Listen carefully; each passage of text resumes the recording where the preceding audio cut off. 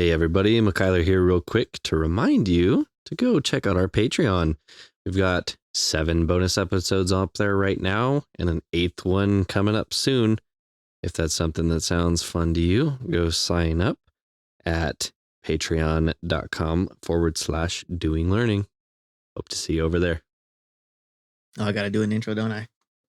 You're hosting. I am hosting. Look at that. Nah.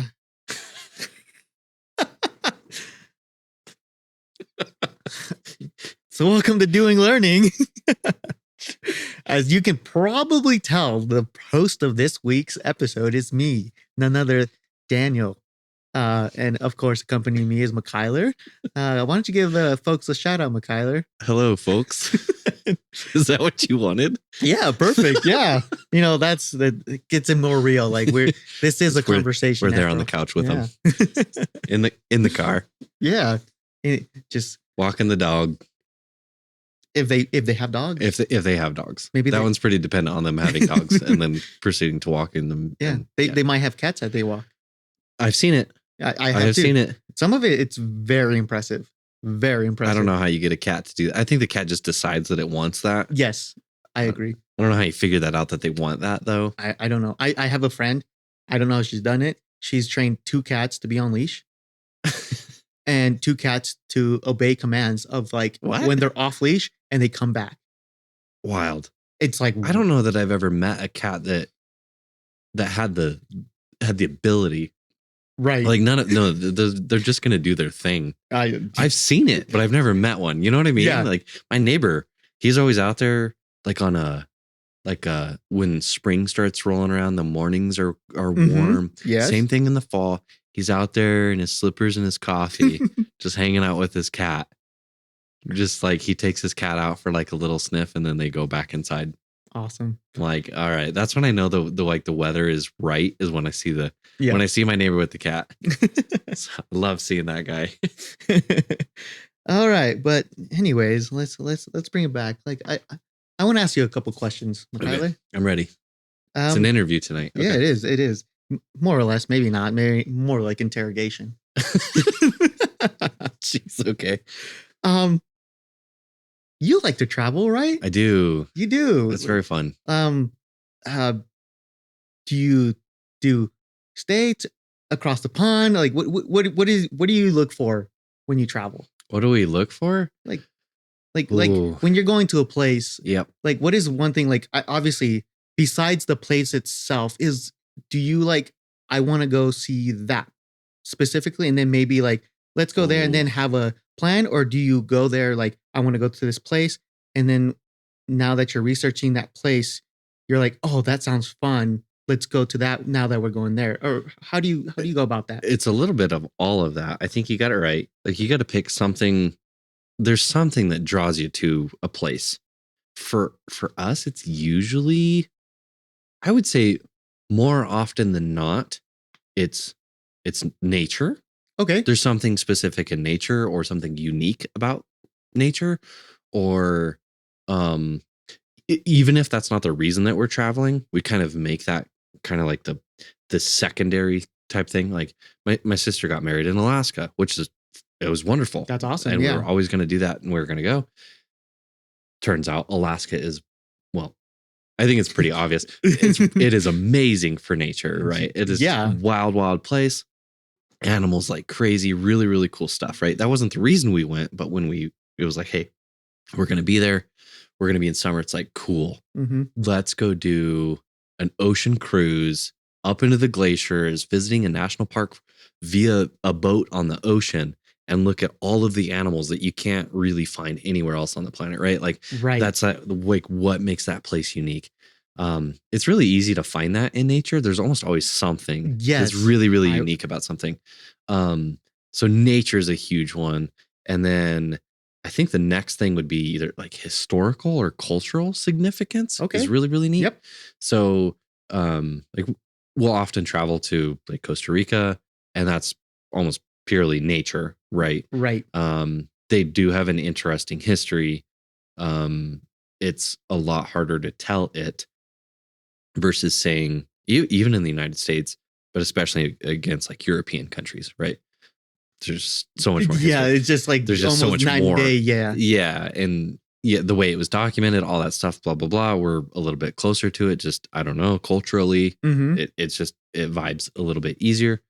So for example, like we're gonna go to the Netherlands, and one of the primary reasons is there's two of them. One is to go to the Van Gogh Museum, so culturally significant. Awesome. Yeah, right? Really that's cool. awesome. And then two is it's going to be peak tulip season, so nature. Oh, so you get both. Yeah, that's sweet. So yeah, that's how we do it. Those are kind of the main draws, and then yeah, we plan. We're planners. Right. We're gonna like, what cool thing is there to do? What is unique about this place that I can't do here and I can't do somewhere else? Right. Those are kind of the things that we're like, okay, that's what that's where we're gonna go. That's for. what you look out for. That's like, Yeah. hey, almost. I don't know how much I like the term like once in a lifetime experience, because Mhm. like if you have the means, you can go back again, right? Yeah. But maybe like if you want to like check off as many things as you want, then I guess you can see using that term, right? Yeah. But so just without ever using that term, trying to do those once in a lifetime experiences to like, I want to go see this and do that. I want to go to this nature. And that's awesome. I think that's a great way to see things. My wife and I, we do it a lot differently. We do have our areas of where we want to go. We have a running list, but then we want to be as economic efficiently as possible. Yeah. So we like, okay, here's our list. Let's see flights. And okay, that flight, oh boom, it's an all-time low right now. Yeah. Let's go there. And then we like, once we know where we're going, it's like, let's do a bunch of research on that place. Yeah. Get our itinerary going, and then let's go. So we're not bound by what is it? Like going somewhere concrete. We're more along like deals, right? Like yeah, it's flexible. It kind of gives you, because it's responsive. It's like, and we never know by that way. We never know where we're gonna go. Yeah, right. When you're kind of feeling the itch, you start looking. You say, "This is cheap. Does that sound interesting?" Yeah, let's see what. Yeah, and okay, and I think this falls perfectly into that, because it's, it could be anywhere, right? States wide, outside wise, but this is kind of in our area. This place that I'm about to take you in, dude. It's you've heard of a little place called Virginia, right? I've heard of Virginia, certainly. I was thinking like near us, not like the coast, thousands of miles away. But okay, I'm with you. States, Virginia. I've been there, right? Yeah. Mm-hmm. Have you ever heard of this little quaint town called? I hope I get this correct. Luray, Virginia. No, I have not heard of Luray. Maybe with good reason. It's, the population, dude, it's just south of 5,000 people. Wow, that's like my hometown, dude. Okay, it's tiny. Right. Like, so you get the vibe. I right? get. Oh, dude, I'm vibing again. Like, that's what it is. And you would think like that's like going to your hometown and being like, what does your hometown have to offer? Like, oh my gosh, like if somebody were to tell me to ask you like, hey, I want to go to your hometown. What does it have to offer? What should I do? What is the attraction? Why should I go to your hometown? Why would you? I wouldn't have a good answer, really. I mean, it was a good place to grow up, but woof. For visiting, I don't know. Is that a legit question? Yeah. Like, okay. High school baseball team? I think they're still pretty good. Because like, even the town I grew up in, it's like near almost 10,000 people. Yeah. And I still don't think it has anything of value to bring. No. I mean, again, it's a nice place to be. Yeah. It's probably a nice place to grow up. There's plenty of things if you drive out of it. Yeah, exactly. I mean, like it's a perfect place to like set up camp so you can go visit other places. Things. Yeah, totally. But not to visit stuff in and of itself. Because like, I don't know if you know like the town's motto. It's like the city of murals. What? Yeah. Which is, I'm just like, ooh, okay. That's not. I don't even know if I've seen a mural. There's plenty of them on the Are sides there? of buildings. All right. I can at least picture, I can't tell you what they are, but I can at least picture 6 of where they are. I think that's a lot compared to my little town. I think our motto was beef, beets, and beans. Beef, beets, and beans. Yeah. Nope. I don't know if that's the official motto. It's the only one I can think of. It's on a sign. Wow. Yeah. Wow. So agricultural, baby. So yeah. So okay. Okay. So Luray. So it's like, What is up with Luray? right. It's like, okay, my town that I grew up at, 10,000 people, not a lot to offer. Your town that you grew up into, it has beef, beets, and beans. A lot to offer. A lot So to I offer. don't know. I don't know. So it's a big. The only thing that gets me, like, it is in Virginia, so like rich history, right? Like, Oh yeah. right. Besides that, I mean, it does have like your common like hotel. I mean, not hotels, museums, and all this stuff, right?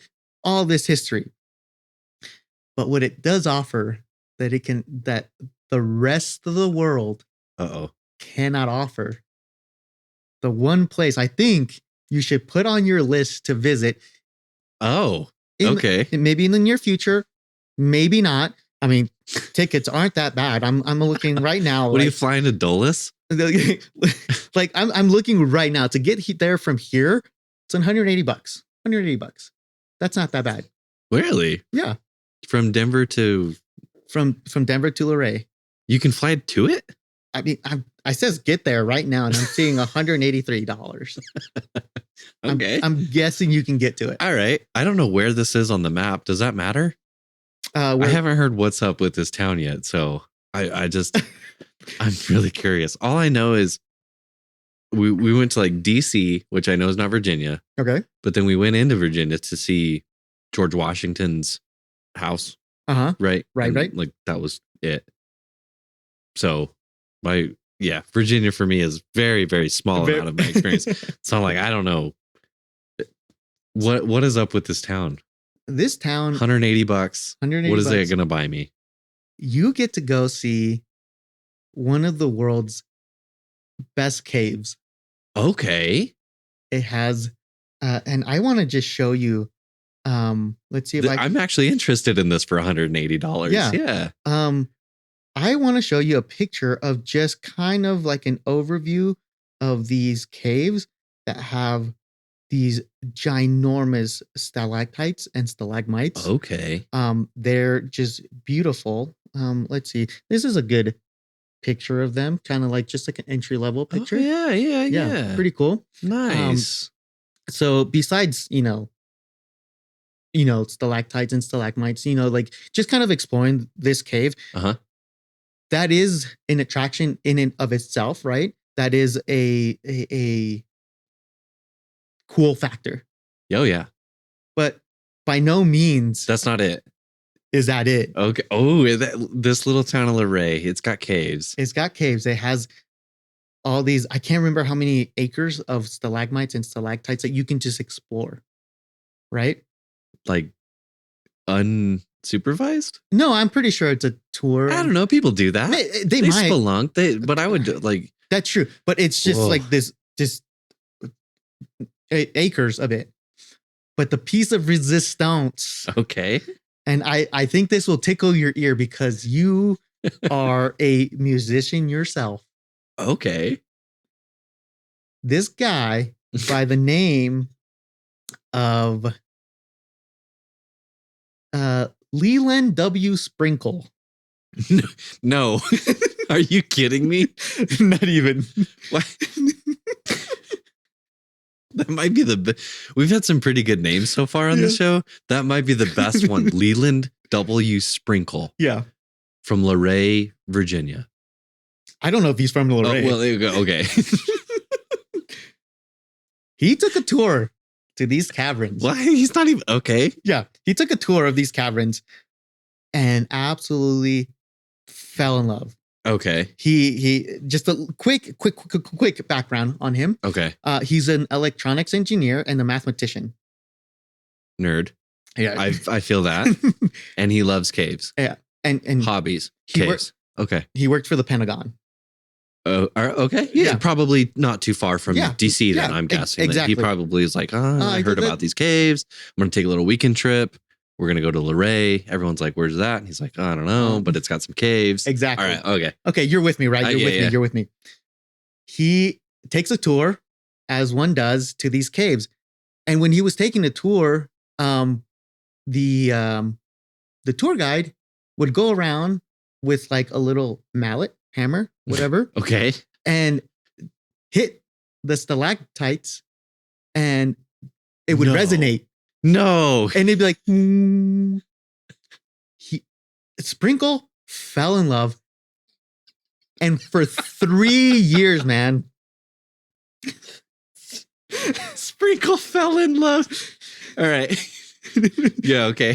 For 3 years. 3 years, he went around and he would get tuning forks, hit different stalactites. For 3 years. Okay. And would find ones that were specifically to a tune of a tuning fork. Uh-huh. And if they just had to be just right. Yeah. And then if they weren't, he started grinding off just a little bit of the stalactite.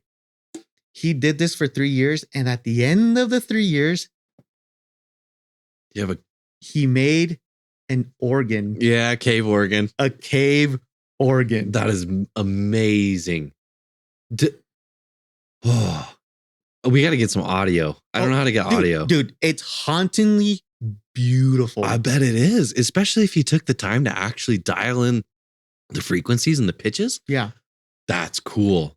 And the way they did it, like it's so they upkeep it. It's on a 3.5 acres. The organ, like the that's huge. Yeah, 3.5 acres of notes. So that's a lot of notes. It's considered the world's biggest instrument. I love it. And it is the only instrument that you play inside of itself. Yeah. You're not going to get inside a flute.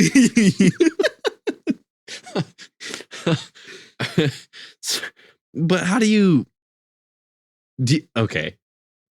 Can one person play it? Like that 3.5 acres, that's enormous. Yes. So you just like hit one and then like start sprinting and you got to go hit that one way down there. Yeah, that's a lot of notes, right? Yeah, no. It's actually what they did is they put mallets on He's an electrical engineer. Yes. Okay, I see where this is going. They put mallets on an actuator, and they would hit the stalactite. But they also, I can't remember exactly what it is, but they had to put like because it's not loud enough, they have to put something to like capture the sound and whatever to like like boost it. You know? Yeah, with 3.5 acres, you can't hear something way at the other end. Exactly. But yeah, it all comes back in wires and stuff. They have to maintain this all the time because, you know, it's constantly healing itself. Like, I mean, that's what a stalactite does, right? Is it just like keeps building? Well, it does. So here's the thing. I'm pretty sure I read that this Sprinkle, he did this. He was shaving. Dang it, I forgot his name was Sprinkle.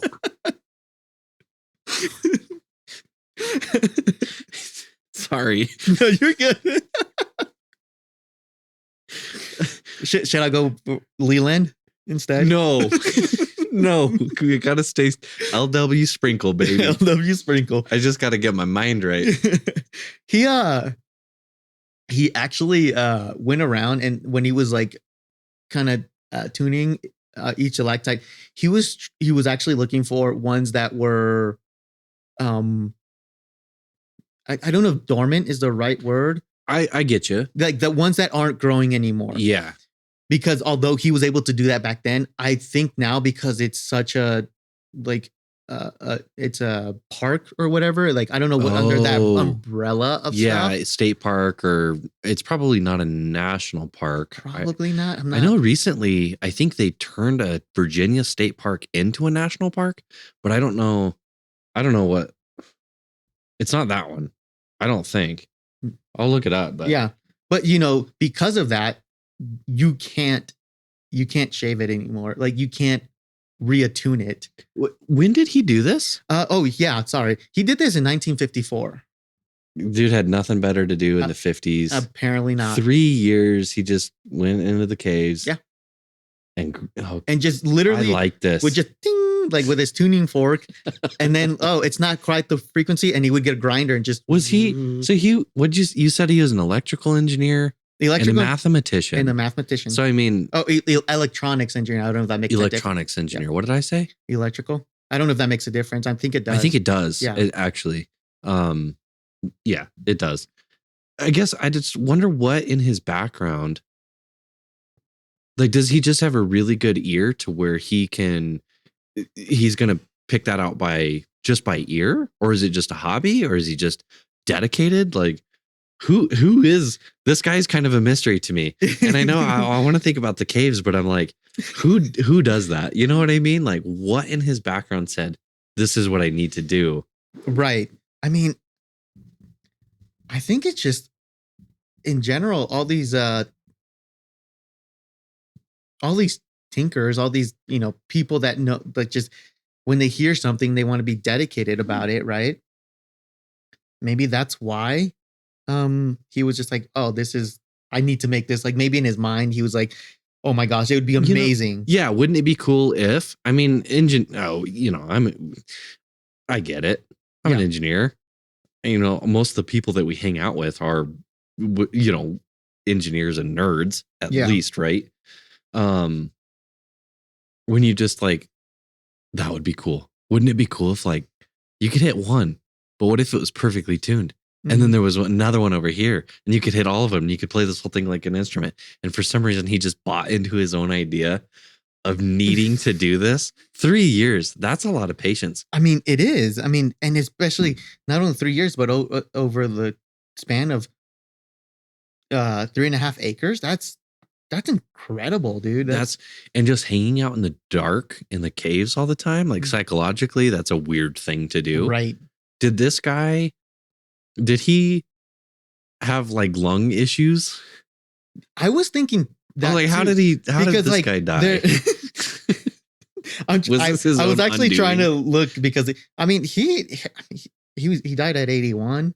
That's pretty good. So that's not bad. I don't think he really. It didn't take much off. No. I mean, I don't know if he did, but I mean, you can see. Let me show you these pictures that we'll post in the notes of him. Yeah, we got to post the video too for sure. Like it's obviously he has like a mask of some sort, but he's not. Does he have a beard? What is that? I think it's. I think it's like a. Like the. What are those? Like a respirator? Yeah, it looks like almost like a gas mask. It's a cone strapped to his face. It's a cone. It's a party hat, and I think there's a tube at the end of the cone. Man, but isn't that funny? Yes. He's wearing a suit doing this. He was wearing. I was so focused on the face cone. He's wearing a pinstripe suit. He came from the Pentagon on the weekends. Yes, maybe that's why it took him 3 years. They're like, he got himself on a list. He got him on his own list. They're like, what are you doing down there, Sprinkle? Like, I'm just making an organ. They're like, sure, buddy. Sure you are, man. Oh my gosh. I like this. I have to hear it. Yeah, I mean, can you send me a YouTube or something? I might even be able to get it. Dude, it's actually, I'm pretty sure it's on Spotify. No. Yeah, that you can hear the sounds. What do I type in? Cave organ? Luray Caves. I think that's what you can type in. Oh my goodness. And it's, how do I spell Luray? It is Luray. Luray. Luray. Or Luray Cavern, sorry. Wait. Because I had to listen to it. Oh, the spirit of, okay. There's like a lot. Luray Caverns playlist. What? The best. There's a lot. The best one that I saw was what was the that song? It was Cave Organ. Oh, it's called Stalacpipe. Stalagpipe. It is called the Stalagpipe. I buried the lead on that one, didn't I? Yeah, you did. Oh my gosh, I should have known. Oh man.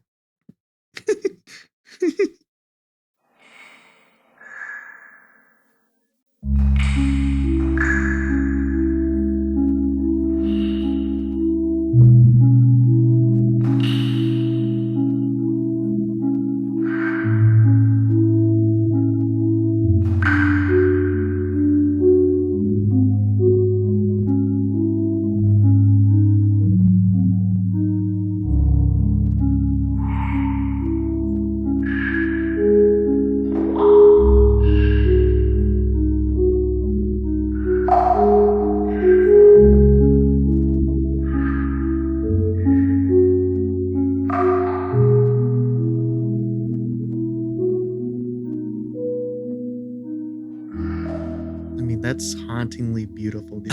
That's really cool. If that doesn't pique your interest, That piques my interest. because like this is, I would not only say the biggest instrument in the world, I would say it's the oldest instrument in the world. How long does it take No. for a stalactite to form, dude? Oh, I see what you're saying. Yeah. I see what you're saying. The bones of the instrument itself. Yes. Oh, interesting from that point of view. Wow. Yeah. Other than like recovered artifacts or something like that. Exactly, Like, because- and then how really can you outpace the earth? Yeah, because I think they were Mm. saying like for every inch of a stalactite, it's like something like 100 years or something. So to get the right pitch, and these caverns, I think they were saying like 20, some of them are like the area is like 20 feet tall Yeah. or whatnot. Well, yeah, especially for like some of those low frequencies. Like I Mhm. bet those are some pretty big dogs. Oh yeah. I want to pick through a lot of videos. I want to go play Can you play it? Do you have any idea? Can just like a guy I don't know if a guy can play it. or go and hear it played? Yes, you maybe? can definitely go hear it get played. I think they have certain times that they play it. That's really cool. And that's the time that I would want to go go in and hear this thing being played, because it's like to go there and not hear it get played. Oh man, It would be a bummer. it would be a bummer. Caves are cool. Yeah. I can do caves here. Yeah. I have done caves here, right? Like I hear the East Coast, the East has a lot of really interesting cave systems. Mm-hmm. New Mexico, I've heard, has a lot of really interesting Yeah. cave systems too. Caverns, they call those, aka Carlsbad. It's good enough to be a national park. Mm-hmm. I've never heard of anything quite like this. Yeah. That's awesome. And I love though in the video too, it's like he could have used a keyboard of any kind. Yeah. No. He used an organ. Yes. He gutted an organ, it looks like. Yes. it's like, no. This is going to be an organ. Like, it's technically not because it doesn't use air. No, But exactly. that's okay. Yes. I'm willing to look. It's a piano, kind of. So I'm willing to look past that.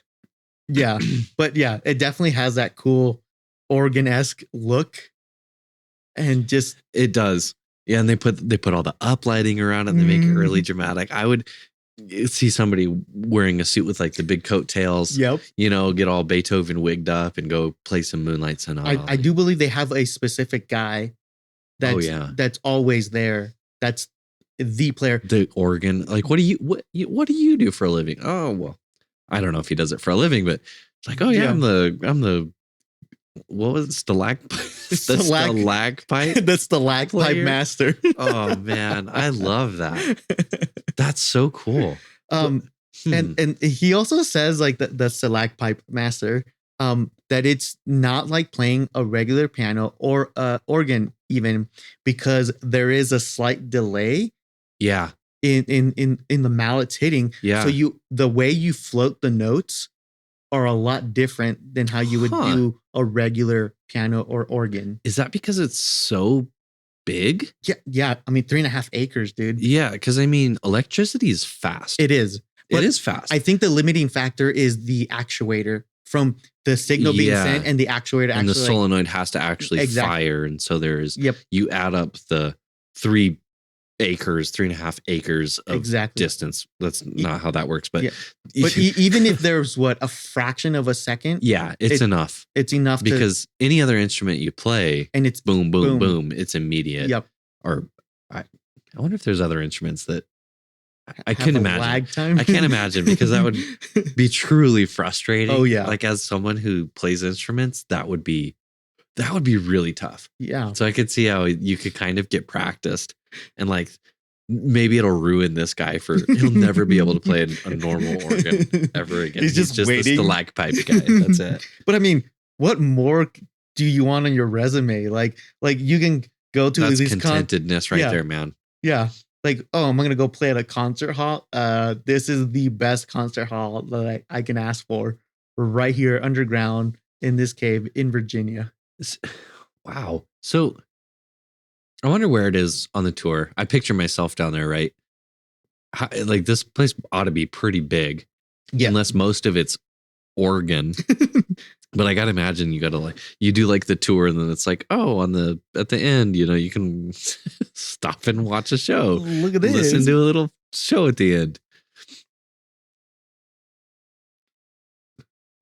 I would, let's see, for 180 plus, a rental car, because you got to get down there. You got the town of, what did you say, 5,000? Yeah, just south of. They got a hotel.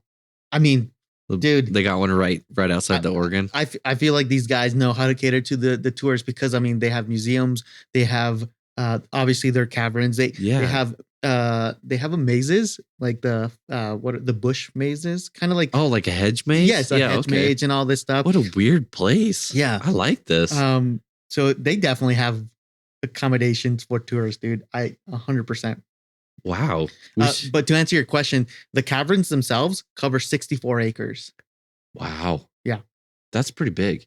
And I'm still thinking about this of going down there unsupervised and just roaming around, which yes, you can do that in other places too. But I mean, that's something that we've seen in other places too, of actual national parks, things that are designated as like a park, things like that, right? People look at them like they're tourist attractions, which they are, but at the same time, they're raw nature. You know what I mean? Yes. It's like people get themselves into big trouble. And it's like unpreparedness plus cave sounds really scary to me. You know what I mean? Like I could have my head on straight and still be terrified to go dink around. Yeah. Like I'm picturing like the guy in flip flops and his family, and they're all, they're wearing the wrong clothes, and right. The kids are already hungry by the time they start, and they're like, no, we're just gonna go, we got 60 acres to go play with. Like that does not sound like a good idea. Like, I don't know, man. Would you just go off by yourself in a cave and explore? Yeah. So I'm thinking back to like our my wife's and I's honeymoon, right? Yeah. When we went to, we went snowboarding in the mountains, but then we went down to Mexico and stuff like that. And then we did the traditional like resorts in Mexico, right? Okay. And I do recall this specific time we were like, it's not guided, but there's a path, right? So it's not technically exploring caves, but it sparks the interest, right? Of like what exploring a cave would be like. Okay. In the sense that we were kind of going, and it's like I don't know how. It's not a spa, but it kind of is. Like you go through like this place where it's like kind of steamy, and it kind of like exfoliates your pores, right? Okay. And you're like exploring this, but in a unguided path, right? You're kind of going through it, and then you're like, oh, that was cool. That was crazy. Like, I can't believe this exists. Like, it's all natural, right? Naturally occurring. Cool. And then you keep going, and they do like a mud bath, but it's like a river of mud that's happening. So you literally, they have it set up like where it's lanes, so people can just get on their own lane, but it's just all natural, right? And you go through the mud and stuff like that. So I would imagine in natural caves, you could come across this, right? Like, oh yeah, like there's a mud bath or like a pool of mud, let me go in that. So they incorporated that into their like cave system. And as soon as you get done, like obviously you're covered in mud, right? Like what are you gonna do? But they put it where there's this opening in the cave where a waterfall is coming down. So you shower under the waterfall after the mud bath. Is all of that, was that one for you? Was that a natural thing, or was it like a hybrid mix, or was it man-made? Like, did they take a natural thing and just tweak it? They made, yeah, it's kind of like the hot springs. You know how like you have your natural hot springs, but then they like make it to make pools. Yes. It was like that. That's pretty neat. So they're like, oh, this is really close to a waterfall. Maybe they knocked the wall out. Maybe it's already knocked out. Yeah. But they build the infrastructure kind of around what's already there. Yeah. So that's pretty neat. That was really fun to do. And I would imagine me exploring a cave like this, like the things that I could But you wouldn't get in the mud in an unknown cave, would you? Like you knew that mud was, you knew you were going to be fine.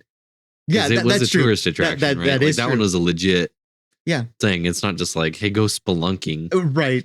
Maybe like a very, very few amount of people have ever laid eyes on that area. Yeah.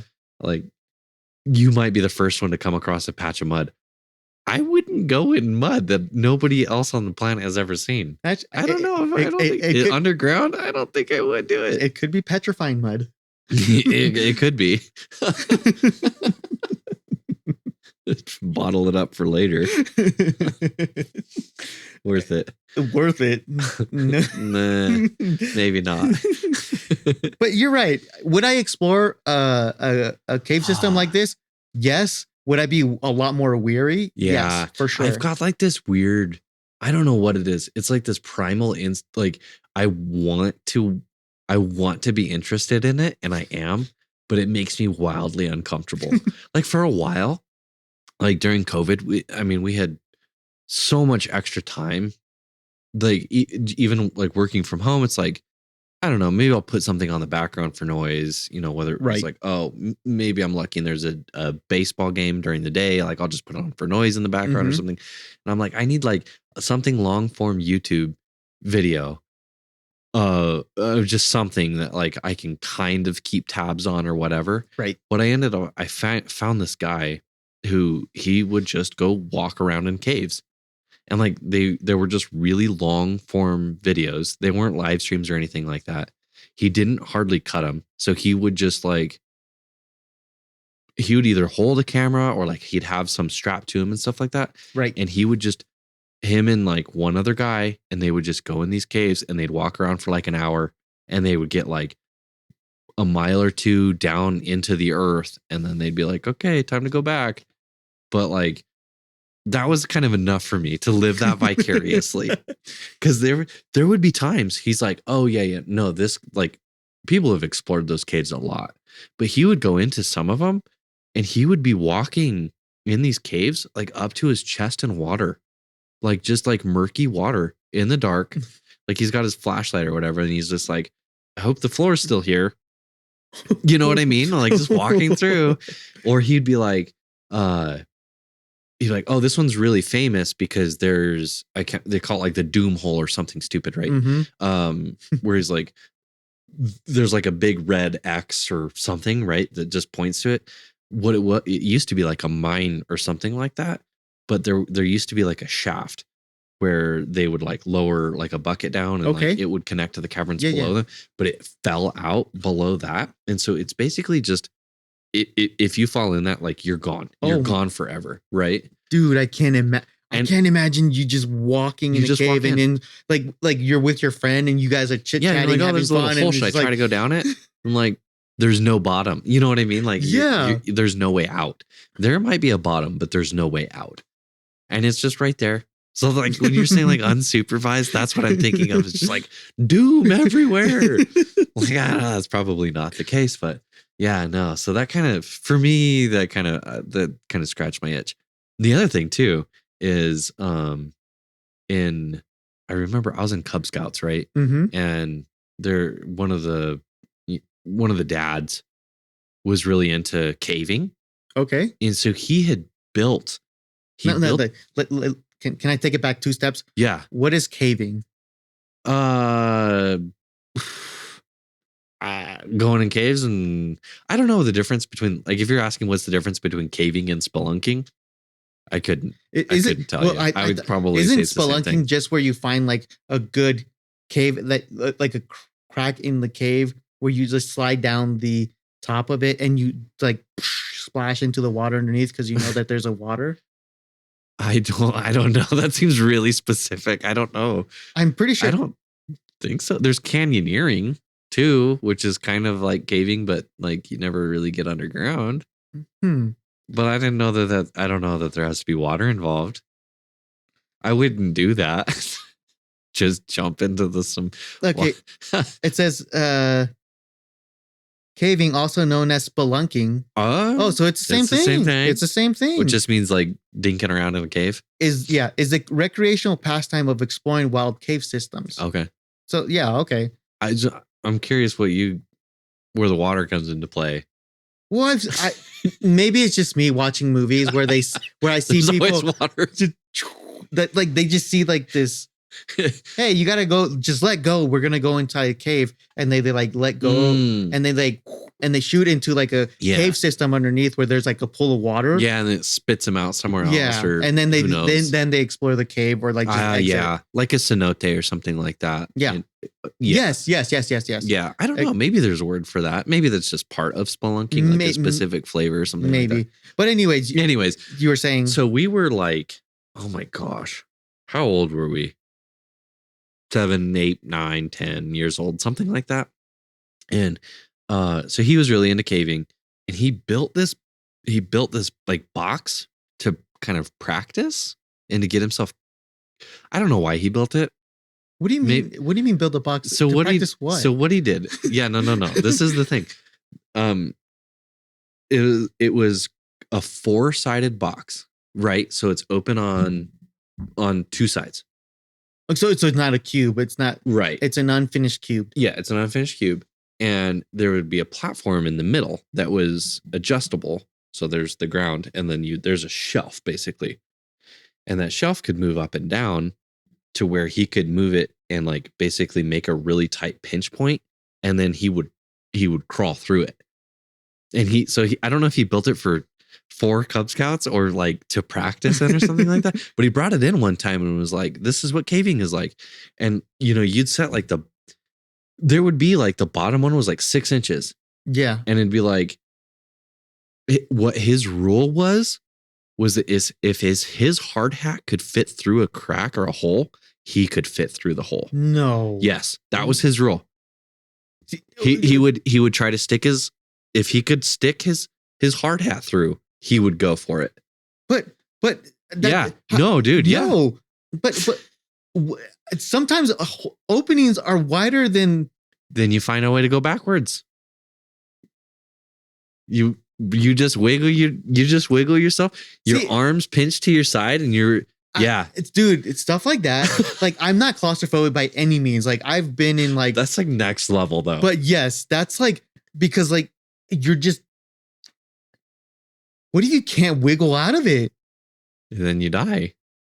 That is terrifying. If he would just kind of roll his shoulders on themselves, and he could, take like your own body cross section. Yeah. And like picture your hard hat, and then that, a projection down on your body, and basically just moving and manipulating your arms and your legs to fit within that profile. And he could do that. And that was how he knew if it was a safe or an unsafe move. Well, that's like kind of like mice, right? Like they can get their head in there, they can get their whole body in there. Yeah, exactly. So I guess that's the same. He's just mousing it. I don't know. So when you say like cave stuff, I'm thinking of my little young self trying to crawl through, and getting, we was like, okay, put it on a foot. Like none of us did the small one. We were children, right? And all of us were like, this is crazy. This sucks. Because I think it was like lined with carpet. And so at that point, it was just like there was so much friction to try to push yourself through. Right. And it was like, yeah, that's how it is. That's how spelunking can get. I'm like, nope, that's not for me. No. I like caves and I'll go walk around in caves and stuff like that. I'm not I'll go through like small stuff because I'm not really claustrophobic either. But like if it's tight like that, there's no way, man. Yeah. I watch way too many other weird things. Like I know if spelunking comes up, I don't know if you've ever heard of this. It's not probably worth its own episode, so I'm just going to bring it up. Yeah. Is it's the story that comes up. There's two of them. One is Hellhole, which is I don't even know where it is, but it's this really, really popular, crazy spelunking cave system that makes like even the best people freak out. You'll have to watch some people go down into Hellhole. There's basically a really long road. I'm literally just looking at a single image. The entrance is insane. And it's like, yeah, no way. Yeah. Like this guy seems like he's stuck. Look up the entrance of this thing. Like that's insane, dude. Like, yeah, look, it's like, it's seriously just like this little, I think it's concrete at this point where they like designate where to go in. It's just this tiny little slot that just says Hellhole with an arrow. Oh, I see it. Yes. And it's like, I'm just like seeing like, yeah, it's a little. That's it. Yeah. And that's how it's just big enough to fit your body in. And there's basically, I don't know, there's probably all kinds of stuff you can explore down there, but there's one main path that has like a rope on it. That's like, if you just stick with the rope, you're going to be fine. And so like a lot of the people will go down there and like the YouTube videos I watch, they go down there and they like freak out. They have claustrophobic, like hyperventilating attacks, like down in there. And then they got to like get themselves back to normal and then go back up. It's insane. So that's story number one. And let me pause right there. This might be my one, maybe, I don't know if toxic trait is the right word, but because I know it's an established thing that people have survived, that it's a popular thing, I'm crazy enough to just try it. Yeah, right. I would be like, okay, if it's an unknown. Yeah, people do this all the time. Yeah, like if it's an unknown, I'll be like a little skeptical. But because it's so well known, and it makes people freak out, it makes me want to try it. Yeah. Like, oh, dude, you wonder if you could do it too. Can I do it? Somebody's gonna come by anyway. Like it's not like I'm gonna be lost to the cave. Especially if you stick to the rope, if I stick to the rope, you're probably okay. Exactly. So I'm like, let me just try and just say I did it. Yeah, I would be really curious just to get in the first entrance and like they've mapped the stuff out. Right. It's really nuts. And like get to the first kind of place where you can like sit down or stand up or something and just be like, okay, how do I feel now? I don't know, man. Because is this in Virginia as well? Probably. Is it? I don't know. Is it right next to Luray? Luray. Hellhole. But anyways, what was your second? So the second one that comes up all the time when I look into caving stuff is something called Nutty Putty Cave. Mm-hmm. And it's basically just the worst nightmare story you could possibly think of. So like cave phobia. I mean, we're really scaring off the audience of cave phobia people. So sorry. We apologize. I'm right there with you. This is a safe space, but we're going. We're going to do it. So it was kind of the same thing. There was one main path that was it was difficult, right? Really, really world-class difficult, but you'd be fine if you stuck to it. Well, he took a wrong turn and he thought he was in a different place. And there's basically one part where you have to go head first straight down in order to kind of get through it. Yeah. Well, he was in the wrong spot when he started doing that. So homie got stuck upside down. Oh no. And he eventually passed away there. Oh my God. But he was stuck upside down for like, I don't know, like 2 days or something like that. Dude. Just upside down in the cave, just slowly losing your mind. And with all nightmare fuel, big time. So when you're talking about people dinking around in 63 acres of cave, my fear index goes way up. But then I love this levity, this other side of it of like, there's this crazy side of caving that I just have nothing. That doesn't interest me. No. This side. Stalacpipe, however, does interest me. Like that is really cool and a completely different perspective on a cave system. Right. Since and I think too, like he took someone else's idea and just expanded it as far as it could possibly go. Right. Like the guy who first noticed that you could strike one and it makes a sound. Yeah. Like, I bet it was an accident, right? Like, Oh yeah, he hit was his just like backpack against it or something like that. Yeah. Like as one does, or maybe his wedding band or something. Yeah. And just like went up and boom. Yeah, like, bong. You're Like, like, oh.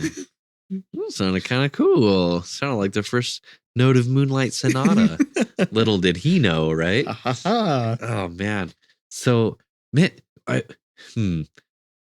wonder if this guy did anything else. You know what I mean? Sprinkle? like what other achievements? I don't know. Like, what I else don't did think he has to, right? No, He doesn't- I mean, like, that's an accomplishment, man. I mean, I honestly feel if you do a lot, like, cool. But if you do one that's still around today, and like, it's so cool. dude, It's so cool. like, it's such a small town. It like, you could, I feel like anything under 5,000 population, you bat your eye at it, like, oh, it's a small dinky rinky town. It's just a place to live. And he made this one spot amazing. Yeah. And I have a few more thoughts on it. Like, could you do this somewhere else? Or is it unique to this cave system? Right. Like the right properties of the rock that kind of lend itself to to this? Like, what makes this place unique other than he just spent a lot of time doing that? Maybe that's it. But think about how much effort goes into that. Like, just the dedication is like just a triumph. Like, Sprinkle's my hero, man. I'm just introducing you to heroes left and right, man. dude. LW Sprinkle, man. I'm gonna get a shirt of his too. Just have a little organ with LW sprinkles. Just and then sprinkles everywhere. Because I can't not. Now I'm more interested in freaking spelunking. I'm just like, okay. I feel like we're on two spectrums of like, I'll be like, nice organ. Let's go explore this cave. Yeah, it's like hardcore mode for caving, right? Like, I don't know. Have you ever been to? Is that your only cave experience then? Was the one in Mexico then? I mean, because there's the springs, there's Cave of the Winds. Yeah, I think that's the most if you could call it extreme, because we were enveloped in, like, it was truly darkness. Yeah. At some parts it was kind of super dark, but it was never like in any danger. Right. But yeah, as far as that, I can think of, never really did cave systems like that. Yeah, because I mean, but by the way, it is hellhole. It's weird how they how they word it. It's in Hellhole is a large and deep pit cave in Germany Valley of eastern West Virginia.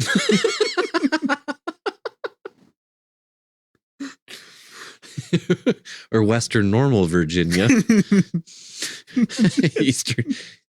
Eastern West Virginia. Yes. I mean, it makes sense when you slow down for a second, but it sounds wild. It does. Oh, man. 7th longest cave in the U.S. Okay. Yeah. But it's interesting.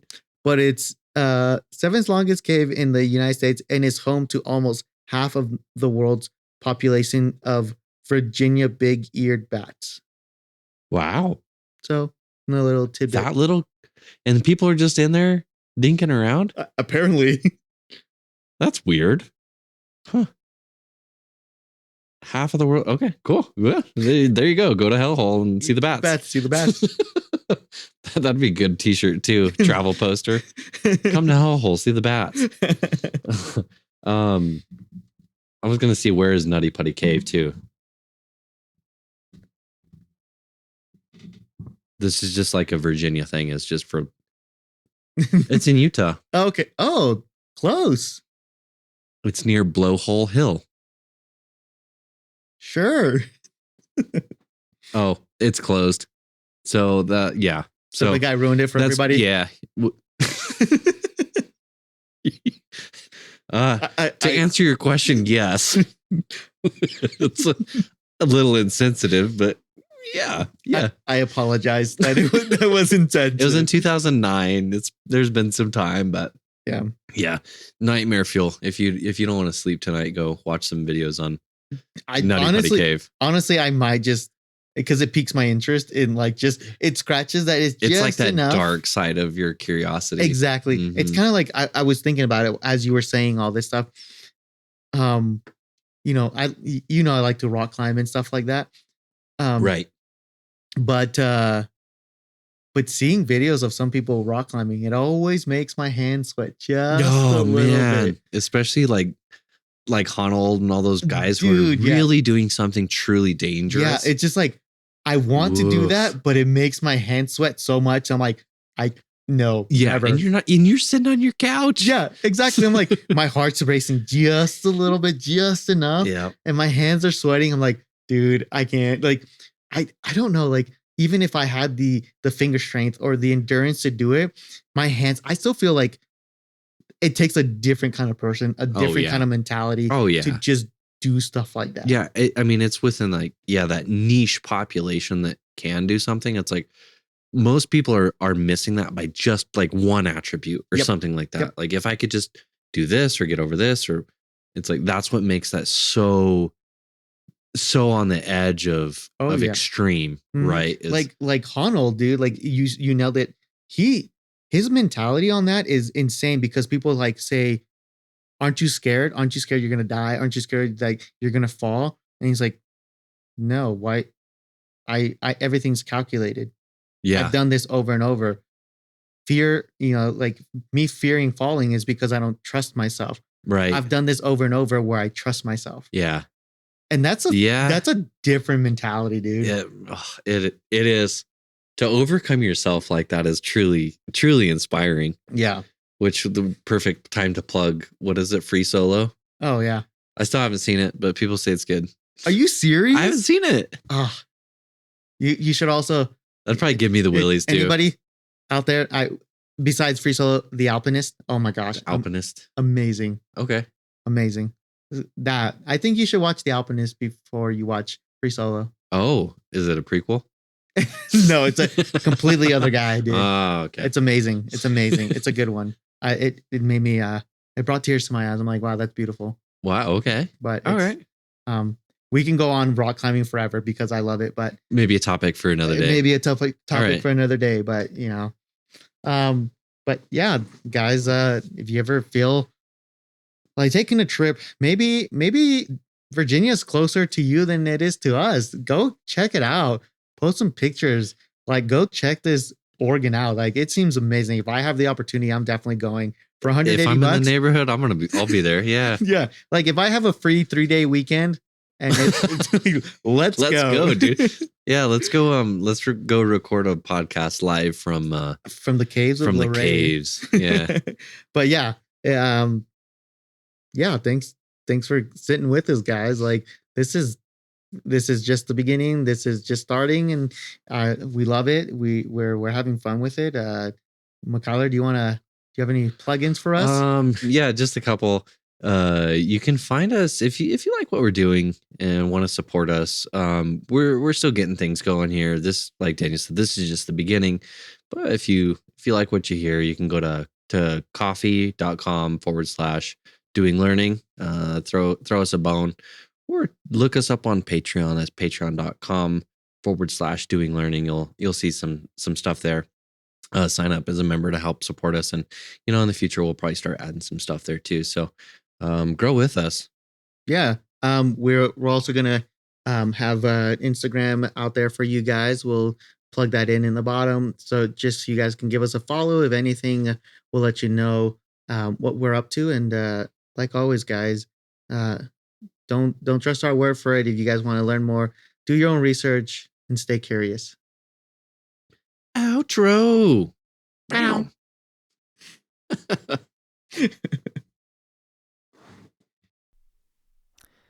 Hey everybody, we just like to take a moment to thank everybody out there that has thus far supported us.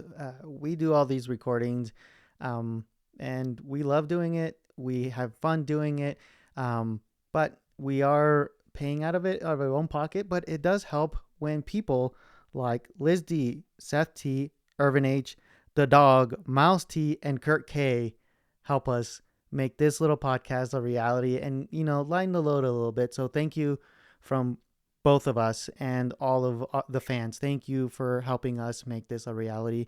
And if you guys want to help be part of the Doing Learning crew, you can do so by going to www.patreon.com/Doing Learning.